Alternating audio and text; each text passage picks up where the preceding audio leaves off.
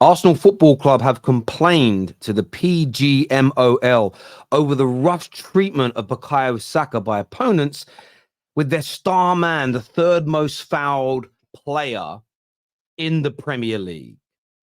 And the backlash, the attacks, the slander towards Arsenal over this headline, over this story, over this complaint have gone into overdrive in the last 12 to 24 hours.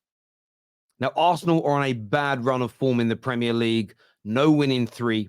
They've gone from being top to 5 points off of the top in the space of a couple of games. And I understand the frustration that Arsenal fans are going through. Even the Arsenal fans who back Mikel Arteta, and their club. I understand the frustrations they're going through.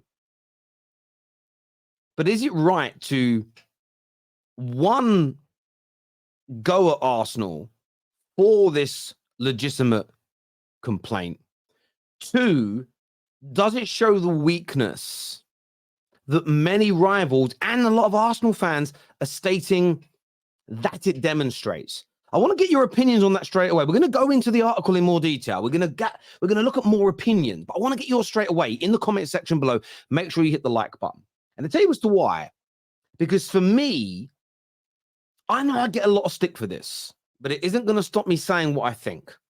Arsenal at times deserve criticism. Arsenal are not by no means perfect, but I do believe there was a genuine disdain, a genuine dislike, an ever-growing presence of hatred for this football club by rivals who used to be their mud brothers, sitting there in the mud, flapping about like a bunch of pigs, clubs absolutely in ruins. Or there are people that are so desperate for Mikel Arteta and this Arsenal team to not succeed because it blows up their complete and utter narrative and almost destroys their persona and their online personalities, whether it's on Twitter, whether it's on TikTok, wherever it may be. I do believe that exists. And this story singles it out massively to me. First of all, listen to what Gabby Bunglehor has got to say. Stop moaning. That's all you hear off Arteta, Arsenal. Get on with it. It's football. Back in your day. Oh. Remember, like, you used to get fouled every time you got the ball. Look at the clips of Maradona. You used to get two-footed in the chest. Pele was worse. Two-footed in the chest, no yellow card. Play on. No. Messi. Kick. See, people like Gabby Bunglehor say, stop moaning, just get on with it. I have seen this man this season complain about decisions that have gone against Villa. I've seen this man complain about Man United players, Arsenal players, Liverpool players not get booked when he thinks they should. I've seen this man complain on the football pitch as a player. I watched him every week. And now he's saying Arsenal shouldn't complain. That is hypocrisy. Why? He is gaslighting you Arsenal fans into not calling out what is right. And that is the unfair treatment on the football pitch of one of your players. Why should you not have that conversation? Kicked. Messi just gets up. Quick free kick. Gets on with it. Honestly, like, just stop moaning. That's a lie. I have seen Messi fouled. And I've seen the entire bench go crazy. The crowd go crazy. I've seen Messi get angry. That is a lie. Stop gaslighting people. Like, get on with your game. Yes, Saka might get fouled a lot. That shows because you're a top player and people have got to stop you. Did you get kicked much, Gabby? Yeah, because you were quicker than a raindrop, weren't you? I did get kicked out, but you get on with it. I mean, if you weren't a good player, you wouldn't be like getting fouled so much. And sometimes managers will say, take it in turns to get a yellow card to stop that player. I'm sure they've done that with a top player. So, bang. There we go. There we go. We're going to come back to that point. I'm going to rewind it slightly, and we're going to come back to that point in a minute from Gabby Bunglehor, because people are missing the overarching point of what Arsenal have done. But more importantly, they're not reading articles again. And it's funny how when it comes to Man United and when it comes to Arsenal, more so than any other club, the articles do not get read. People do not digest. They do not reflect. And I'm sick and goddamn tired of it. I saw this tweet, right? I saw this tweet that came out that said, did the 2 most fouled players clubs cry like babies too? Effing state of this club. And I've seen a lot of responses like this from people. There's one I'll read out to you here, actually. because I bookmarked them because I thought it was really interesting. This one says, Arsenal, are you serious? The third most fouled player. What about the two most fouled players? This is the mentality they want to win the league with. That's all I'm reading. Bad mentality, state of this club. How dare they complain? Are you dizzy? Genuinely, are these individuals dizzy? Let's go back and listen to what Gabriel Bongolo has got to say. Managers will say, take it in turns to get a yellow card to stop that player. This is exactly it. Arsenal are not showing a weak mentality. Arsenal are not showing that they're panicking and that, oh, please protect us, referees. We need your help. They are trying their best to plant a seed to influence the referees to gain as many advantages as possible to win. And the irony is Standards FC advocate win at all costs, but not when a manager or a player or a club they dislike is doing anything they can and doing the all cost method to win or to try and win. What Arsenal want is players booked sooner rather than later when they foul Saka, when they foul Martinelli, when they foul Odegaard. So when they're on a yellow card, they're less likely to make tackles at the risk of being sent off, hopefully creating an advantage for your team to win. And this isn't new. Fergie did this. Klopp still does this. Pep does this. Managers have been trying via the media, via talking to them directly, to influence the referees since I can remember. Trying to influence the referees to get them on your side is normal. John Fashanu, ex-Premier League player.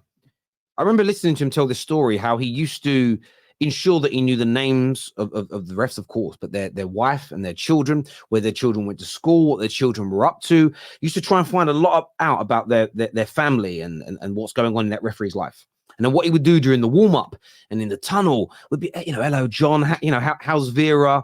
How's little Johnny? Oh, how's Jessica getting on at university? How's blah, blah, blah, blah, blah. And he would build that relationship with these refs. And he did it so that when he did tackles that sometimes should be reds or sometimes should be yellows, he'd get away with one or two more. Meaning he was a very physical player back in his day. So he could carry out his plan of action on the pitch, but he'd get away with a bit. That was influencing. This has happened forever. It is not a weak mentality. Don't let anybody gaslight you into believing that it is. Just because Arsenal are in a poor streak of form does not mean every single thing they do is wrong. This is a nonsense. And the next bit that I thought was very, very interesting when it comes to this is when it says Arsenal complained. When you read the headline, Arsenal complained to the Pgmol. That makes it sound like they've sent an email or sent a letter recently and specifically about the Bukayo Saka treatment. If you're reacting to it based on that, and that is what your tweets and your comments have said, you haven't read the article. And I do mean this with all due respect. How on God's green earth can you comment about a story without reading the story? Would you do a movie review after watching a trailer? Would you review food after just sniffing it or just looking at it? No, never. It would be impossible. When you read the actual article, it says the matter was brought up as part of a wider conversation earlier in the season with the league's refereeing bodies, dialogue which happens between all clubs and the body. So this wasn't specific. Every single club has conversations with the PGMOL. They all have meetings with them at different times. During this meeting, one of the subjects was Arsenal believe that the referee should issue yellow cards to an offender after the first strong foul on Saka, rather than waiting for the second or third. So as I've said, all Arsenal have tried to do is gain an advantage for their team. They brought it up as a sub point in a scheduled meeting, which all clubs have. The misrepresentation of this situation, the misrepresentation of the headline, the fact that most people that hate Arteta, hate Arsenal, want them to fail and succeed, plus rivals, haven't read the article is another abomination. Now, I see my football club go through this on a regular basis. The amount of things, I'm not a fan of Ten Hag staying at Man United. I'm not a fan of the Glazers. But the amount of things that I see tweeted about and spoken about when it comes to my club that are just inaccurate is ungoddamn believable. And I call that out all the time. And the reason, if anyone goes, Terry's a secret Arsenal fan, if anyone comes at you with that dead banter, that poor quality rebuttal, right? Just show them this segment of the show that I'm about to do now. The reason that I defend Arsenal against this nonsense, the reason this season I've defended Liverpool against this nonsense, the reason that I've defended City against this nonsense this year is because I just want to have, to the viewers that actually care about what I've got to say on the Terrace, which is the majority of you, and I love and respect you dearly, I just want to have the credibility to do it. So I have to call out these actions towards other clubs. This headline is a misrepresentation of the system, but I don't blame the headline. I blame the lame brains.